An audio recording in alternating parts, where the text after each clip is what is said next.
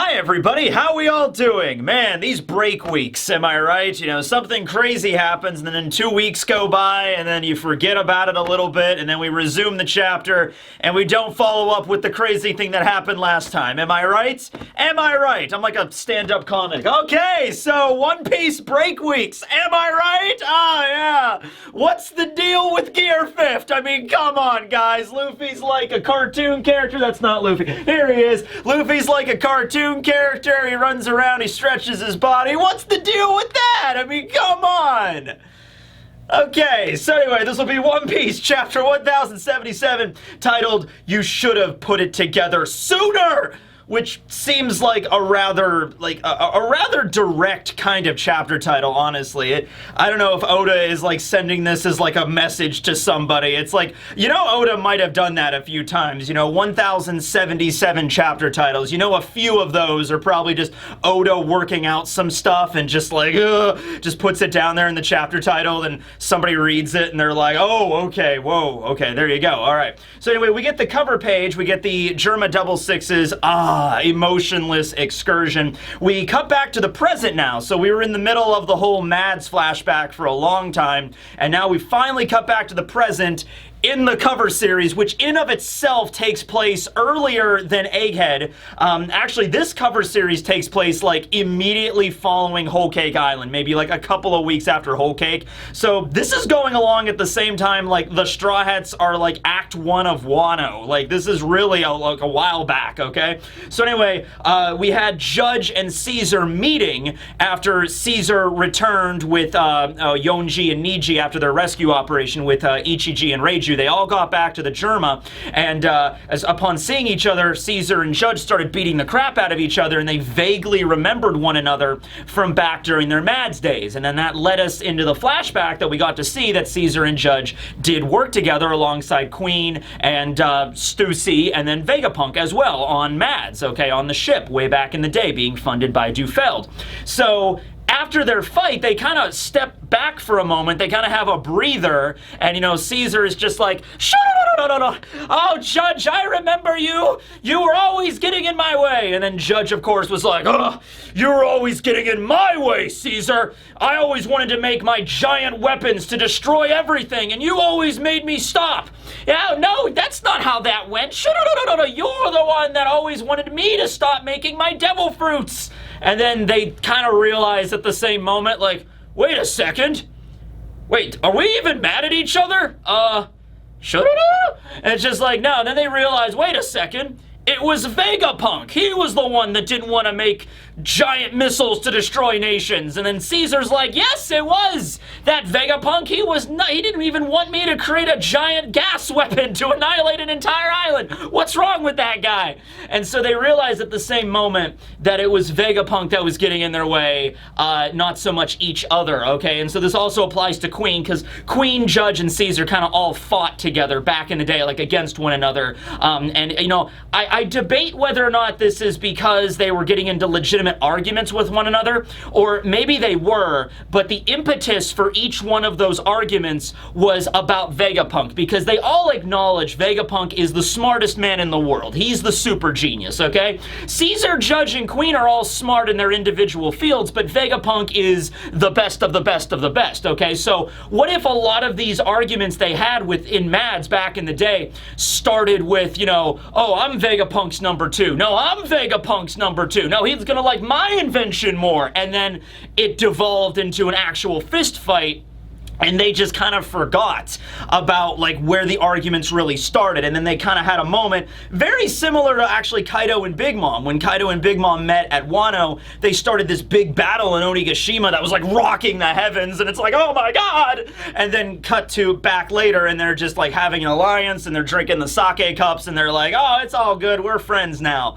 It might be something like that, where Caesar and Judge are now realizing, wait a second, you know, with Vegapunk not around anymore to kind of keep us in line, for us to compete over, or for him to, you know, shut down all of our scientific advancements, we can kind of do whatever we want now. So now I think we're going to lead into the alliance between Caesar and Judge, where Caesar is going to contribute with his gas and chemistry technology over to Judge's cloning tech and all of the weapons and the raid suits of the Germa. So now we're going to get to see serious upgrades with the Germa's raid suit tech, especially Reiju, who has the power of poison pink. And I don't even need to explain to you how Caesar Clown, the user of the gas fruit master chemist, would be able to upgrade the poison pink abilities. You know what I mean? Like, just that alone. You know, Reiju would be able to like walk into a town and just like wave her arm, and like the entire town is just covered in like a miasma of just like, you know, like immediately that would be the kind of level that, you know, Caesar could upgrade it to, right? So Vegapunk's not around anymore to be like, now you can't be doing that kind of stuff, Quasar. Science is for peace, not for devastation and detritus. Okay, and then it's just, okay, now these two like evil people are gonna be working together to be even more evil, all right? You know, you take two Doofenshmirtzes together and they can make somebody that's actually pretty evil. We'll see how this goes. So now we come back to actually the fabrication sphere or zone or whatever you want to call it. You know, it's sea level. It's the ground level of Egghead Island. We're not in the lab. We're back to where Sentomaru was, okay? So remember, they're all holed up in the factory, okay? So Sentomaru is in the factory. He's being patched up after he got stabbed by Lucci. He released all the Mark III pacifistas. We don't see them in this chapter, but all the scientists are also there too. All the random scientist citizens that are just living on Egghead, just studying their individual fields. And remember, they have nothing to do with any of this. Sentomaru even says, hey, you guys need to leave me behind. I need to stay behind to order around the pacifistas, the Mark IIIs. You guys all need to get off this island. Now that's going to be fairly difficult because all of the ports were effectively blockaded or destroyed by the world government prior to this. And also you have Kizaru and his entire fleet arriving, so I don't think these scientists are going to be getting off the island unless Vegapunk has like a teleportation pad somewhere. I don't think they're going to be getting off.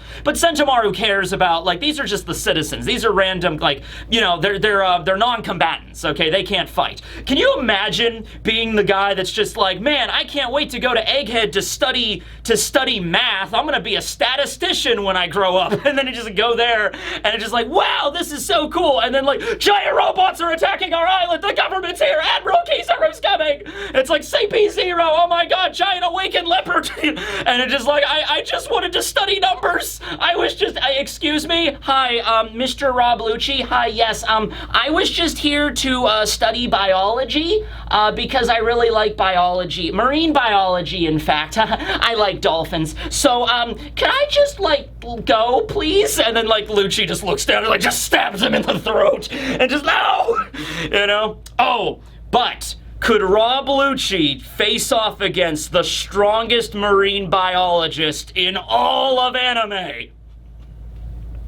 You know who I'm talking about right now, right? I'm not even gonna say it. I'm not even gonna say it. If you know him, you know him, all right?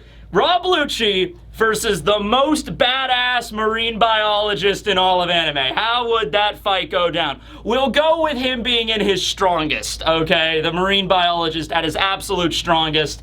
We'll see how that goes. But anyway, yeah, they're just there. They're just like, I'm here to study, you know, geology, or I'm just studying rocks or whatever, okay?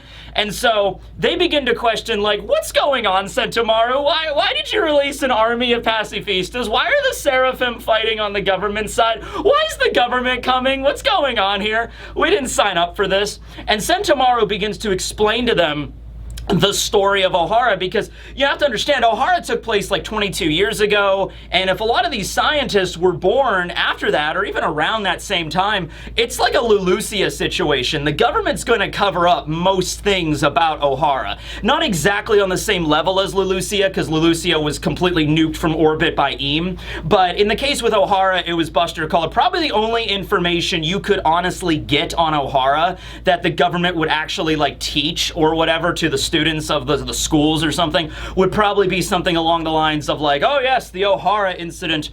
It happened 22 years ago. There were a bunch of scientists on an island, a bunch of archaeologists, they called themselves.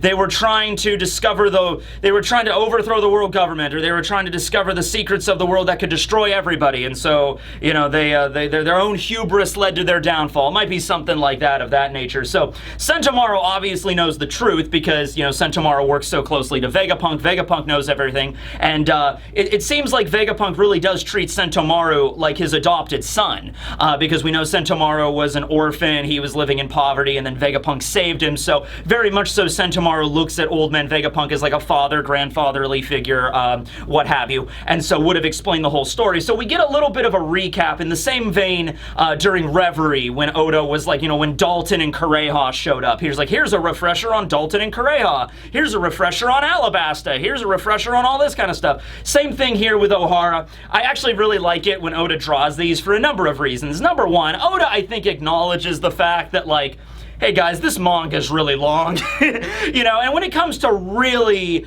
when it comes to big fans of the series, you know, that have read the whole thing and have analyzed it and make YouTube videos about it, like me and everybody else here on the platform, right? We know all about O'Hara, but when it comes to the casuals, you know, Oda's like, all right, I'm gonna throw a bone to the casuals. I'm not just gonna be like, you know, it's like, read my entire manga and read it again and then read it again if you don't know what's going on. No, he gives a little bit of a refresher here. Also, you know, like, considering how long One Piece has happened, it is totally feasible that somebody could have been born after the events of Enies Lobby, after we learned about O'Hara, and just started reading One Piece recently. Like, can you imagine if you just started reading One Piece at the beginning of Wano, and it's like, man, this is really good, and then you start reading all of Wano, and then you get to this point, and it's just like, oh yeah, O'Hara, and you're like, O'Hara, what was that? And then it's just like, it's okay, I got you, it's alright. So it's cool though, because Oda draws all the cast of characters from O'Hara. We see Kuzan there in the corner, you know, kind of just like, what? And then we see Olvia there with her little cap, you know, kind of obscuring her face to kind of like, I'm not really here right now. Robin is there, we have Clover there, he's striking a pose, we have Saul there, like, hey everybody, I'm Jaguar D. Saul, you know, and so Sentomaru just recaps the events of O'Hara to the scientists to bring them all up to speed. And he ends this out with saying that the fact that the government is now sending not just regular Cypher Pool, not just Cypher Pool Zero, but the fact that government is mobilizing this much manpower to attack Egghead means that they have weighed the positives and negatives of eliminating Vegapunk, and they have decided that it is worth eliminating him. Okay, this was not a decision. That's what's so scary about this to Sentomaru. It's not that they're making this decision on a whim, it's that they've thought about this, and this is the conclusion they arrived at, so they're gonna do it right. They're gonna stop by any means necessary to finish off Vegapunk, alright? So that's why they're not just sending Cypher Pole 5 and 7 and 8, and then eventually Cypher Pole 0. They are sending everything to wipe them out, alright? And so he kind of looks up there and he's like, this island's gonna be ground zero. This is gonna be a war zone, alright? Something that might even be more monumental than the O'Hara incident, which, you know, if the only way you could really upgrade from a Buster Call attack on an island completely obliterating it is completely obliterating it. Like, O'Hara, the actual island of O'Hara is still there. It's burned to ash and the Tree of Knowledge got burned down, but the island itself is still actually physically there. It's probably all cornered off by the world government. You're not allowed to go there, but it is physically there. Lulusia ain't around anymore. Lulusia is obliterated and sunk to the bottom of the ocean, so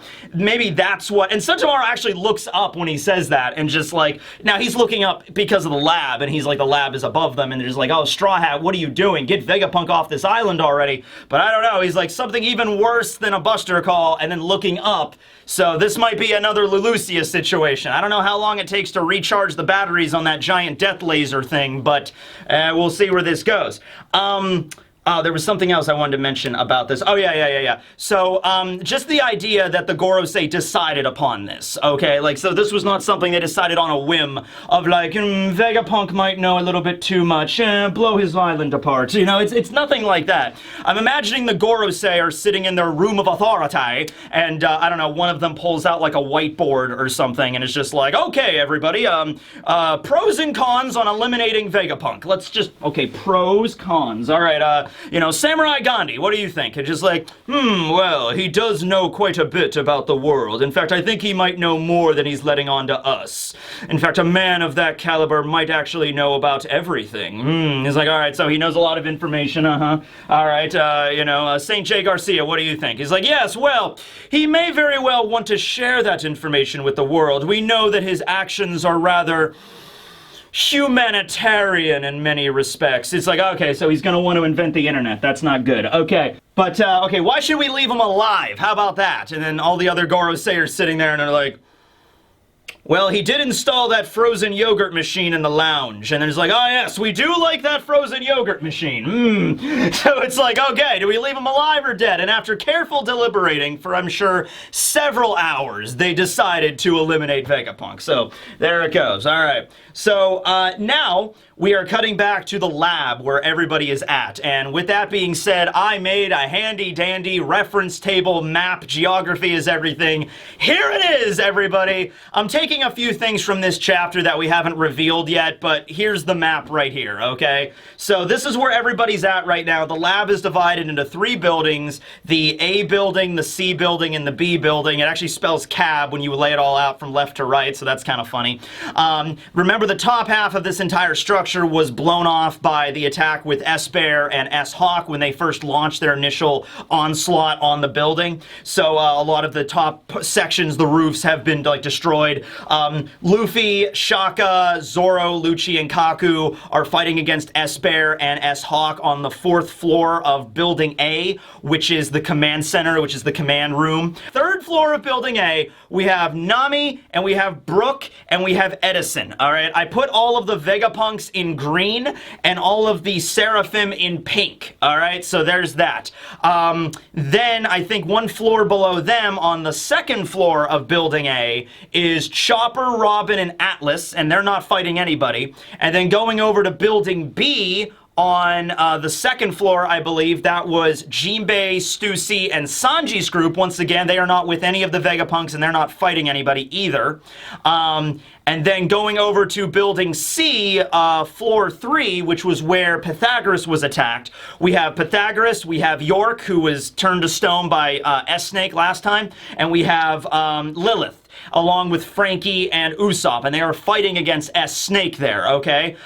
So I think that's really the layout right now. We're going to find out another room at the end of the chapter that we've already seen, but for right now, that's where all the Vegapunks are, that's where all the Seraphim are that we're aware of, because right now there's only 4. Oh yeah, I guess it hasn't been confirmed until later in this chapter, but S-Shark is fighting against Brook and Nami, and it's Edison's group, yeah, because last time we heard Nami scream from off camera, and it was like, okay, well, S-Bear and S-Hawk are fighting in the control room, and we already saw S-Snake fighting in Building B, so the only one left is Jinbei Seraphim, S-Shark, which is fighting against Nami and Brook, which is also, keep in mind, 1 floor below the command room, so Luffy and Lucci and Kaku and Zoro are fighting against S-Bear and S-Hawk, and 1 floor below them is S-Shark, and he's got the swim fruit, so getting up to the 4th level is probably not going to be that hard, so we'll see how that goes. So anyway, we're continuing on, though, with the 4th floor of Building A, so the command room. So S-Bear and S-Hawk last time got knocked away by the collaboration attack from everybody. They got knocked through the walls,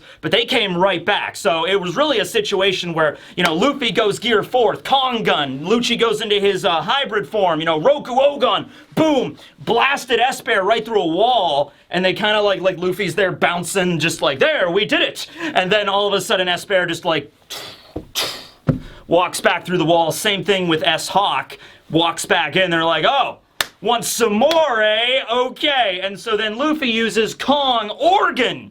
Now here's a question for you, okay, because I think this might be a pun. Is this ability called Kong Organ? Like, it's an organ, you know, like you're playing the organ, da-da-da-da, you know, or is it Kong or gun. Like a pun. So organ or gun. So it sounds the same, but you're adding gun to it because Luffy adds all the like artillery, like the heavy artillery into his attack names. So I've always wondered about that. Is it Kong organ or Kong or gun? All right, because either make perfect sense and are really funny. So he's using that, which is just like the rapid fire version. He used that against Cracker during Whole Cake. And then we have Lucci back in his hybrid using Shigon Yellow Lotus, which is another ability that he did use during the fight with Luffy back at Enies Lobby. It's just the rapid fire. It's the Gatling version of Shigon. That's all it is. But he is in his hybrid, so he's got his like cat claws, and it's really sharp, and so he's using like a rapid fire kind of this. So they strike S-Bear again with these attacks. Then we cut over to Kaku and Zoro. Kaku is using Rankyaku Onslaught, or I think the Riot was the official name in the Viz when they fought at Enies Lobby. So he's using that, which is once again just like another. It's just the Gatling. They're on their Gatling versions of attacks right now. It seems like Luffy's using Kong Organ, Shigon, Yellow Lotus, and then Kaku's like Slaughter, and he's like releasing a bunch of these Rankyakus. And so they attack S-Hawk. The only person that's not using a Gatling move is Zoro. Zoro is actually reducing it down to just one sword, and so he takes out the Watto here. Where's the Watto? Where do I have the Watto? Oh, it's all the way in the back. Okay, there we go.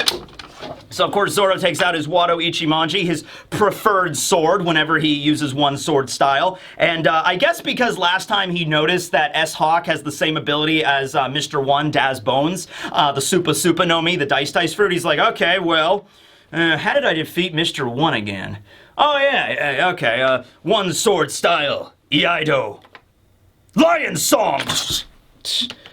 Yeah, there it is. Yeah, I am an Iaido master as well, okay. And so he uses that, which I love, by the way. I think Oda really enjoys that. The move of, like, whenever Zoro does that one sword draw and then moves back, and then you just see the shadow of him, like, in the foreground as in the distance the enemy gets, like, sliced. So it's really cool. So he's using Lethal Lion Song, which is the upgraded form that he got post-time skip, okay? So he uses that. However, right after those attacks land, S-Bear and S-Hawk, they're not really all that injured. I mean, they're scuffed up a little bit, probably from getting knocked through a wall, so they're covered with, like, drywall and, like, plaster and everything, but, like, other than that, they really don't look that injured. I actually liken it a lot to, like, Saitama from One Punch Man. So whenever Saitama fights against a really powerful opponent, obviously Saitama's not going to lose, but Saitama can still get knocked around and stuff. Like, Boros can still pick up Saitama and, like, throw him through, like, 100 walls of his spaceship, and then Saitama gets knocked out, and he's like, hey, what's going on here? Oh, man, what's going on? I need to go to that frozen yogurt place. Bam, And so he could still be all scuffed up and, like, covered in dirt and stuff, but he's not really injured. It's kind of what that's reminding me of, because these are not their strongest moves yet. Luffy's not using Gear 5th Monkey God Gun. Lucci's not in his Awakening. Kaku's not even using his Devil Fruit at all. And Zoro's clearly not busting out, like, 3-sword style Ashura Dead Man's Game Conqueror's Hockey. Like, they're not at their peak yet, but it's still rather frustrating that none of these attacks are doing anything. Or it's like a video game where you go to fight a boss and you have to use a specific item on the boss, or you have to fight the boss in a specific way. So if you just rush in and just like bam, bam, bam, just beat the crap out of him, it's like it's not going to do anything, and just like, dang it, what am I doing wrong here? So Luffy has that sort of attitude, so he's just like, oh, come on, you're getting up way too easy. This is not how this works. Come on, I hit you with a Kong organ. You can at least stay down for at least a minute or two before you get back up. You're breaking the rules. What are you guys, Kaido? Okay, and so that's really funny. Luffy's getting upset that their attacks are not working. We're working together. We're doing cool combo moves. You guys need to stay down for at least a little bit. Come on. So they get back up. And it's at this point where we get the title of the chapter. Chapter title drop, where Zoro finally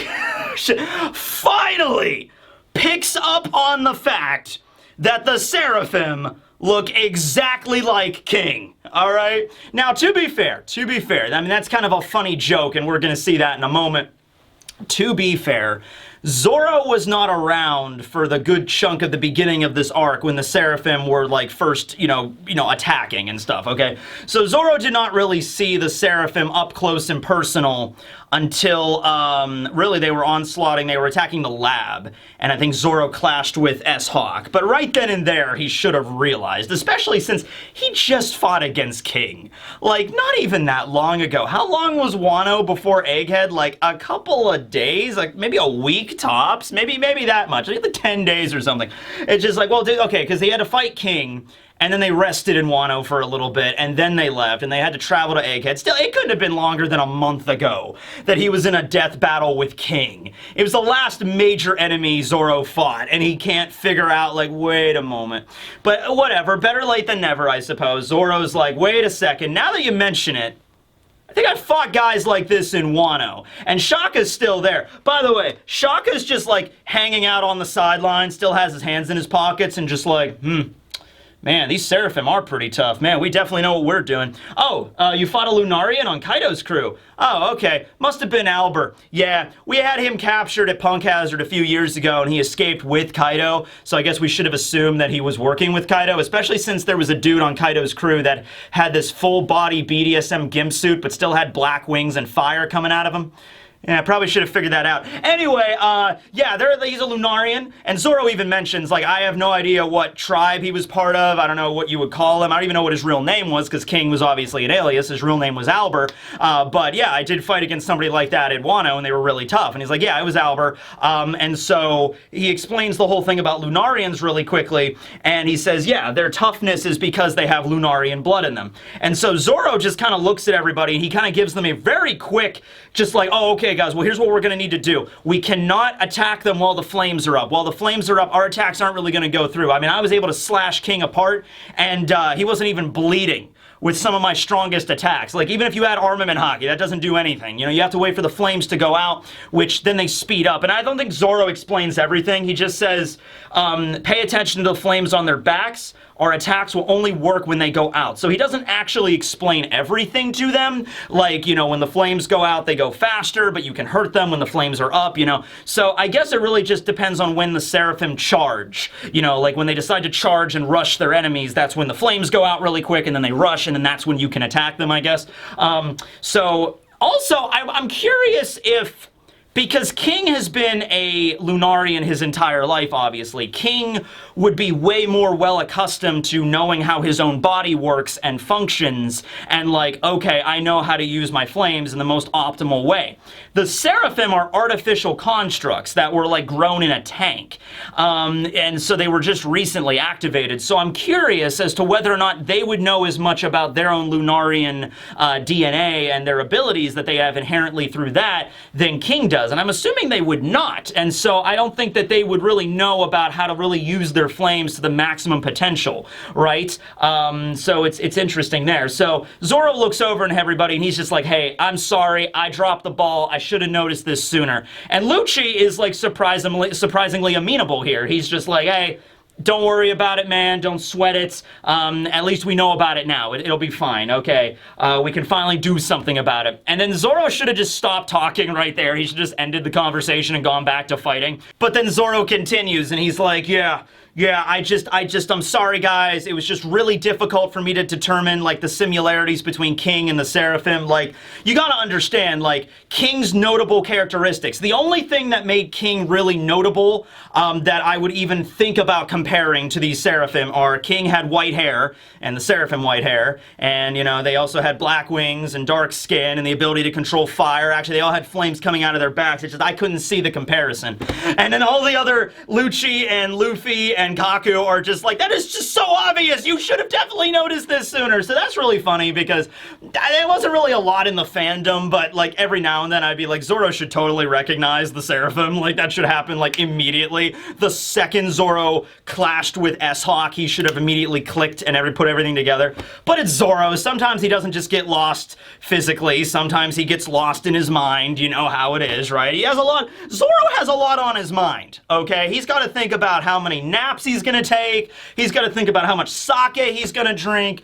He's got to constantly be thinking of the next insult he's gonna throw at Sanji. Because this is a constant back and forth. Sanji has to think of a clever new insult for Zoro. Zoro has to think of a new one for Sanji. That's how they, you know, express their friendship with each other, right? He has a lot going on, all right? So anyway, with that being said, Shaka just decides, he's like, oh, okay, well, looks like you guys got this figured out.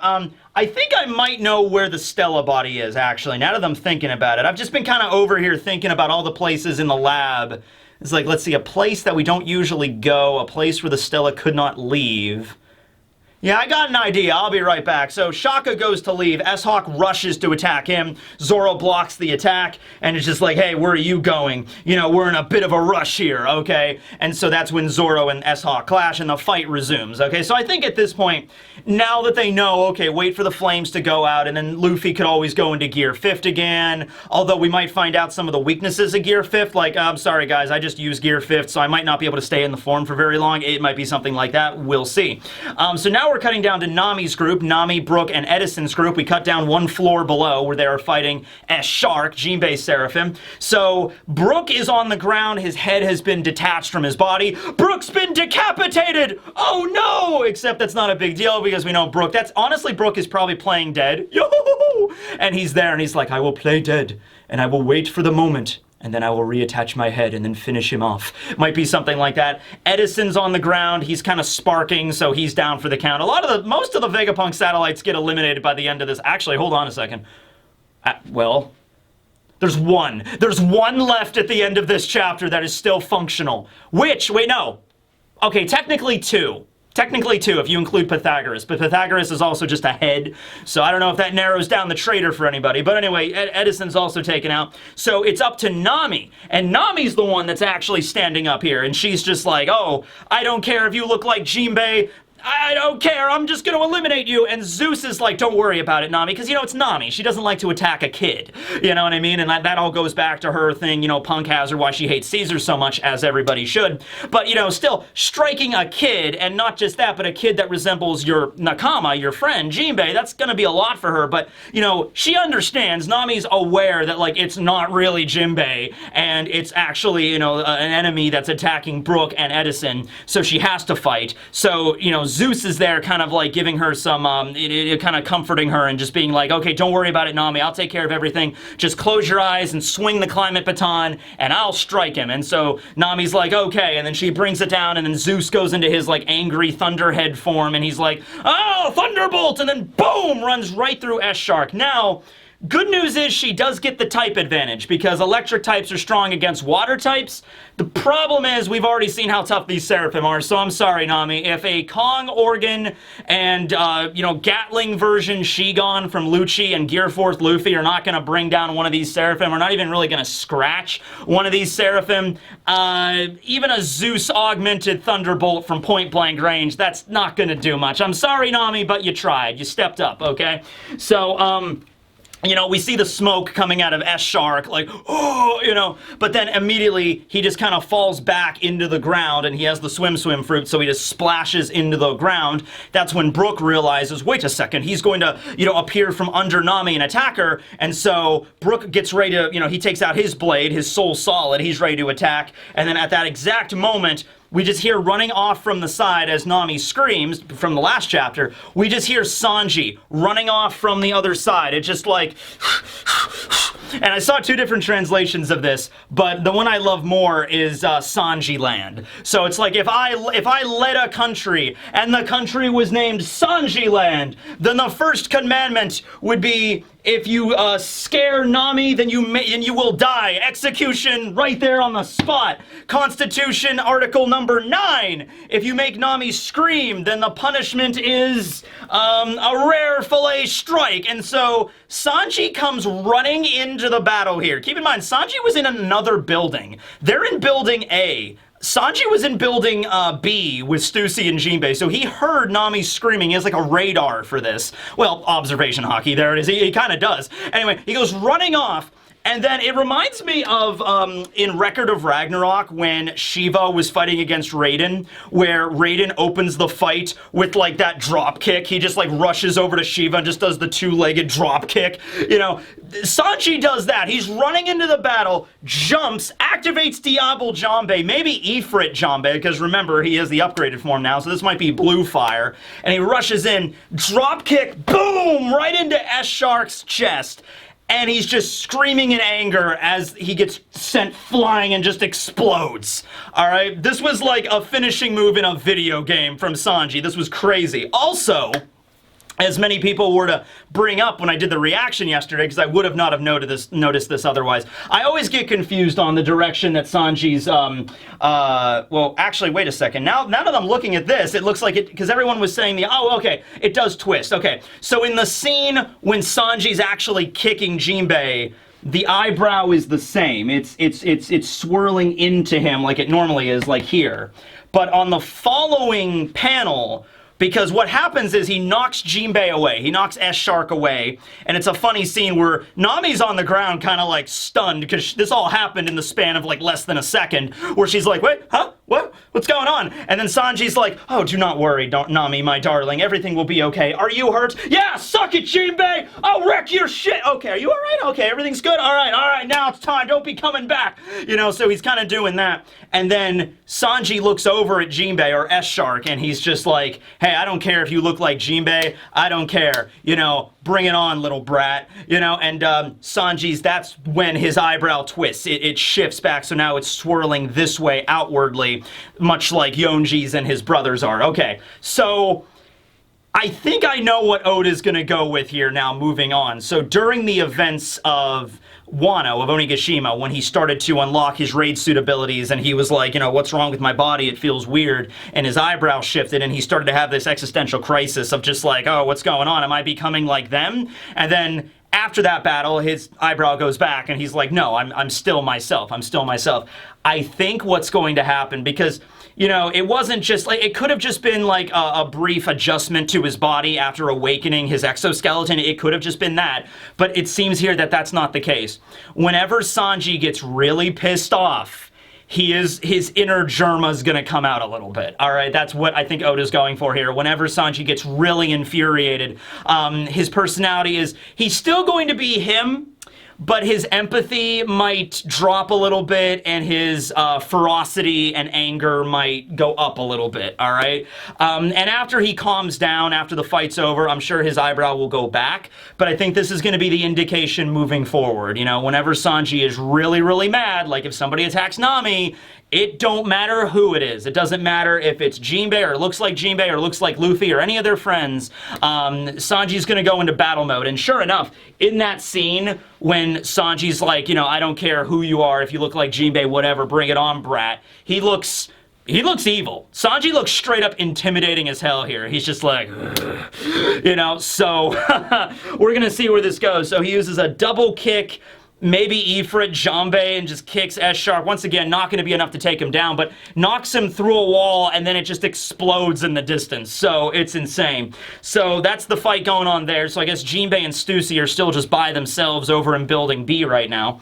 Now we're cutting over to 3rd floor Building C. So this is where Franky, Usopp, Lilith, and a lot of satellites over here. We got Lilith, we got Pythagoras, and we got York, who was turned to stone. Okay, so they're fighting against S-Snake.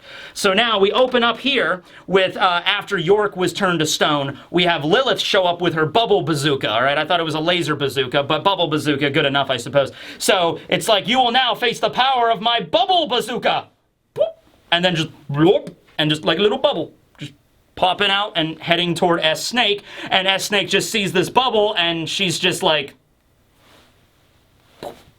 just knocks it away, because it's a bubble, so it's just like, bloop, and then just, you know, begins to float away. But then immediately after that, S-Snake drops to the ground, and she's like losing her energy, and she's like, wait, what? What's going on? And then that's when Lilith, you know, is just like, haha! So this is something I think most people should have realized. The fact that they're being created with green blood, how they're making artificial paramecias is they're taking the blood sample from the actual paramecia users, and then doing some science with it. Science! And they're turning that into green blood. So they're basically cloning Devil Fruit users in a sense. Like S-Snake is a clone of, you got Lunarian DNA in there, and you also have Pacifista technology, and you have DNA from actual Boa Hancock going into S-Snake, okay? So that all combines that. And then when it comes to like S-Shark, Jinbei's, you got Jinbei's DNA, you got Lunarian DNA, so you got Alber's DNA, and you got Senor Pink's DNA, plus you got the Cybertech, all mixed together, okay? In the case with S-Snake, it's not as much because the Warlord that she's based off of and the Devil Fruit she has is the same. In the case with S-Hawk and S-Shark, they didn't actually, their Warlord counterparts don't have Devil Fruits, so the Devil Fruits were given to them. But Lilith confirms that yes, if you have green blood, you have all the same weaknesses as Devil Fruit users do. So that's really all it's about. You know, S-Snake really is just a clone of Boa and the power of the Love Fruit, and so she's weak to water, just like, or the power of the Sea Prism Stone and everything. Lilith mentions that the bubbles were designed to harness the power of the ocean, okay? So in a way, I mean, Vegapunk has already been experimenting with Sea Prism Stone. We know that from creating the hulls of the ship for the marine vessels and everything. So the idea that Vegapunk would be able to take Sea Prism and make like a bubble with that power in it is not ridiculous. Also the fact that they were doing the Pyrobrine, which is basically the evaporated form of that chemical, coalescing into Island Cloud. Basically with that technology, you could make bubbles out of it, okay? And so with that being said, now Franky begins to charge over, and he's like, because S-Snake is now weakened, and so he's just like, all right, we're gonna finish her off then. And so he goes to attack her, S-Snake gets back up, like kicks Franky right in the chin, just like boom, and just like, whoa, what? And so they're like, oh, it's okay though. We managed to hit her with the bubble, but she only grazed it, okay? And so we have to figure out a way to actually get her in contact with the bubble, and then she'll lose her powers for good, just like a Devil Fruit user falling in the water. So Franky's like, oh, all right. And so he just goes over, because the bubble is still there. So Franky just goes over and just picks up the bubble as S-Snake is like charging up her laser to attack everybody. Franky just walks in with this giant bubble. He's like, Franky, super, oh, there's no way I can make a bubble attack sound super, whatever. Whoop. And he just like whoop, and just sets the bubble on top of S-Snake, and she just goes down, and she gets weakened. She can't use her laser, she can't use her ability, and she's like, oh, okay. And so it's like, all right, cool, we won! One of the Seraphim is detained. Except it isn't. So I mentioned this in the reaction, but like, this is really not a good fight for Franky. Franky is a super kind of guy, all right? He's a macho kind of dude. He's all about fighting other macho dudes. You put Franky up against Oars, that's a great fight. He's just like, oh yeah, super fight, big giant guy, let's fight. I would love to see Franky fight against San Juan Wolf. Maybe Jinbei or Franky fighting against San Juan, this giant amongst giants that can become an even bigger giant, and then Franky's tech has to bring him down. You know, I would love to see that kind of fight. Franky versus Senor Pink.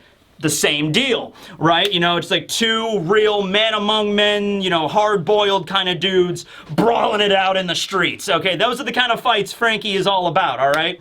And then even in Wano, you had Franky versus a giant Triceratops dude. It's just like perfect, okay?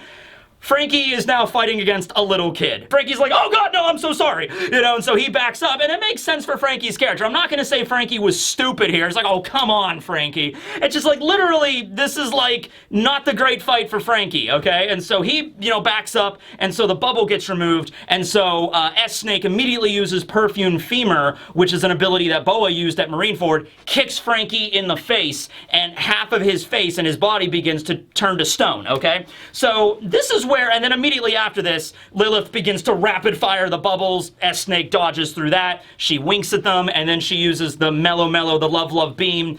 Usopp and Lilith immediately turn to stone. So, yeah, effectively, yeah, they lost this battle. We still have Pythagoras. So we have Pythagoras as a head, and Franky as a half-petrified cyborg. That's what we have to work with here. That's not going to be good. This isn't going to be good, guys. Okay. So another distinction, by the way, is that, so Boa has certain techniques that immediately cause petrification on anything. It doesn't matter what it is, okay? So, like, slave arrow, perfume femur, she uses this against the pacifistas at Marineford. She kicks Smoker's staff at Marineford, and that turns it to stone and then causes that to crumble. So, I think the major difference here is that she can use abilities like this, but you notice when she kicked Franky with perfume femur, yeah, he turns to stone, but his whole body doesn't turn to stone. And also, I don't think the stone, like, encroaches. I think whatever the region of the body that she kicks with her attack, that area, the immediate area around that turns to stone. So Franky's got, like, half of his face turned to stone, and it looks like, you know, it's probably his, like, shoulder, probably this whole area, like, here, is all turned to stone. But I don't think that means the stone will begin to, like, spread like a virus or something, and then the rest of his body will turn to stone. I don't think that's how it works. And the same thing with slave arrow. Like, if she makes a slave arrow and fires it, wherever that arrow hits, the immediate vicinity, like, if she hits a cannonball with the slave arrow, the cannonball will turn to stone, okay? So, it's like that. Now, with the love beam, how that works is, like, it's instantaneous, okay? But it does have that caveat. As I explained last time, it is probably most likely any type of positive emotion, which it could, there was somebody that even commented, like, it could just be something like respect, or it could be, like, gratitude, it could be admiration, like, it doesn't have anything to even maybe do with physical appearance, because I was also thinking about, like, way back at Amazon Lily. Remember when Boa used her powers on Margaret and Sweet Pea, and I think there was another one, I think it was Apollandra. So when they tried to, like, you know, stop Boa from executing Luffy in the arena, and so Boa's like, you're traitors, and she uses the love beam on them, and they all turn to stone there in the arena, and Luffy has to try to make sure they don't get broken, right? So I think it might not even have anything to do with the fact that they found Boa attractive. It might be more from the fact that she was their leader, and they look up to her. They respected her. They have, like, like Margaret had admiration for Boa, and just that emotion was enough for the love beam to affect. Maybe it's something like that. That's what I'm going with anyway. So anyway, yeah, this fight's not going too well, because Franky could still maybe fight, but he's the only one. Pythagoras is there, but Pythagoras is just a little head. You know, what's he gonna do? You know, and so, yeah, Franky might still be able to do something here, but we'll see what happens, okay? It's not really the kind of fight that he's really used to. So now, last scene of the chapter, though, we cut to under the lab, and so with that, I'm gonna expand the reference map a little bit. Boom! There we go. So underneath the lab, we have a underground facility that used to be an old devil fruit research lab. I wonder if that's important at all. This is where the cylindrical prisons are, where all of the Cypher Pole agents are kept, as well as the Stella body. So this is where Shaka was heading. So Shaka must have realized, wait a second, what if the Stella is in the prison cells under the lab? Probably should go check. And so he goes down the stairs, and there's, like, you know, whirling machines down here. So there's just like a droning refrigerator off to the side, like, you know, so there's different kinds of sounds and stuff going down here. And he notices the Stella body in the prison. He's like, oh my God, Stella, are you okay? So Shaka seems genuinely surprised. Yeah, he could be just putting it on, but I think he's genuinely surprised here. He did not expect it. He's like, oh my God, Stella, are you okay? What happened? Who put you down here? And then he goes rushing over. The Cypher Pole agents are like, oh, thank God, please save us. Because they're, like, you know, almost about to die of starvation. They rush over to Vegapunk. Shaka rushes over to Vegapunk. And then at that exact moment, you just see the barrel of a gun, you know, and then the click, and then it's a toy gun. Give me a second here. There you go. You just hear the, and then that's it. And then boom, Shaka gets splattered. Like, his head just, like, that helmet was definitely more for decoration at that point. That was not a reinforced Daft Punk helmet. That was just something he got off of Amazon or something. Just like, I want to be like Daft Punk, you know? He's just like, oh, this looks cool. Bam! He just gets bullet right in the head. He gets splattered. And it's everywhere, man. And he just hits the ground. And then the last shot of the chapter is the Stella Vegapunk being freaked out, all of the Cypher Pole being freaked out, like, who was that? What's going on? And then the last two panels, you hear, and it's the same onomatopoeia both times, it's K-T-O-K. So the onomatopoeia is like katok, okay? So a lot of people are saying that is a similar sound effect for, like, heels. you know, like heels walking on like, you know, metal or cement, like the effect of like high heels, okay? And then the last shot is Vegapunk, the main body of Vegapunk, looking up and just being like, and then that's the end of the chapter, okay? Now, that could either be him being surprised on who it is, because the person is revealing themselves, like walking down the steps past Shaka, and just like revealing themselves, and they're like, oh my god. Or it could be the fact that the Stella body saw Shaka's brains blown out right in front of him. That could also be a shocked moment, like, oh my god! I burped. Oh my god! You know, just like, oh Shaka! You know, oh my god! It's gonna take forever to make you a new head! You know? Alright, so, who's the traitor? I mean, I did the reaction, I even talked about this, but it's like, okay. I feel like Oda is doing this right, though, because with any good mystery, you have to have a good cast of characters on who's going to be, like, who's the suspect, right? It's not fun if it's so obvious, okay? And I've seen a few people like this. I've seen a few comments that were like, it's so obvious who the traitor is, guys. Come on. You know, it's obviously St. J. Garcia. You know, just like, okay, all right, it's not obvious. It just isn't obvious. I'm sorry, it's not obvious, okay? Now, if you think it's obvious and you end up being right, congratulations. You can see the future. Great, you have hindsight, but like, or foresight, I guess. But like, I would say for most people, this is a mess right now in the best possible way, where it's like, okay, we have no idea who this traitor is. It could be a bunch of people. It could be any of the satellites. I'm not taking any of the satellites off. Even York, even the ones that turned to stone, you could always say that was part of their plan so they could be exonerated. That's another way to do it. You know, make it look like, oh, there's no way it could be this person. Like, there's no way it could be Shaka. Shaka just got shot in the head. What if it's another Shaka? What if there's, because you know in Daft Punk, there's two dudes in Daft Punk that both wear helmets. What if there's like another version of Shaka that has the different helmet? How about that, huh? Okay. You know, it could be York. York is the one, maybe she asked for S-Snake to, like, you know, turn her to stone, and then, like, later on, after everybody else is turned to stone, then S-Snake will reverse the process. Oh, by the way, that's something else people brought up. Could Boa, the actual Boa, reverse the effects of the stone on these characters? Now, Boa's obviously not even close to Egghead right now, but could she if she was there? And at first I was going to say no, because Boa even clarified during when she was fighting Blackbeard, like, I can't turn other, you know, stone statues that people turn to stone. I can't do that. It has to be with my own power. Thing is, though, it is kind of her own power, because S-Snake is a clone of Boa. So in the case with S-Snake, I think Boa would be able to reverse the effects, because it's still her own lineage factor. But what she was saying to Blackbeard was like, if somebody else previously turned somebody to stone, I cannot reverse that. Now, she could have just been lying, because how would she know that either way? But anyway, that's something to bring up there. So it could be York. It could be any of the satellites. Caribou is wandering around somewhere. Once again, I don't think Caribou is definitely not the mastermind of all of this. No way. But he might be a part of this puzzle. He might be wandering around, and maybe some of the stuff that happened might have been because of Caribou. But when it comes to the Frontier Dome and the person that shot Shaka and is lurking around the lab, that is not Caribou. I don't think it's St. J. Garcia, and I don't think it's Kizaru. I think that like Oda set those guys up as like, oh, they're arriving to the island. They might be there already, but I don't think. Maybe Caribou. The only thing I could see Caribou doing is maybe Caribou might have been the dude that took out the cameras. He might have been the dude that took out the Denden Mushi, and that might have been because of an order that was given to him by this person right here. People are saying it might be S. Flamingo. It might be Doflamingo's. Doflamingo's over here. I don't know if you can see him, but it might be Doflamingo's Seraphim, okay? Because Doflamingo, I looked, he doesn't wear high heels, but he wears like loafers that do have a heel to it, so maybe. Somebody brought up that this is a similar sound effect to when Eam is walking around. I gotta be honest with you. If Eam-sama walks down these damn stairs,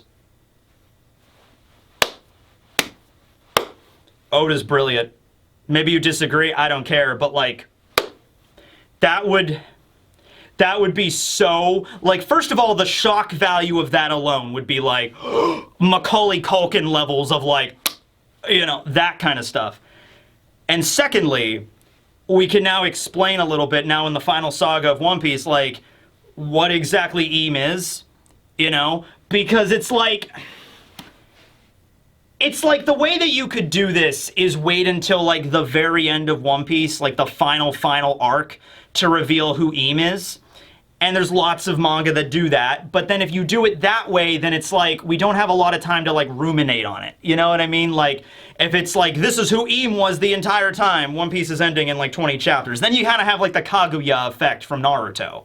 You know, it's like, oh, the final villain is Kaguya, and she's gone in like 15 chapters. You know what I mean? So if you reveal Im here, you don't have to reveal everything about Im. You don't have to like, you know, Im takes off the mask and, oh, this is who it is. It's like, this is the whole story. Even if, by the way, even if Im does reveal themselves and take off the mask of whoever it is, we might not even know who it is. It might be like, oh my god, it was who? And then maybe bears resemblance to somebody. Maybe Im's a clone of somebody. Who knows?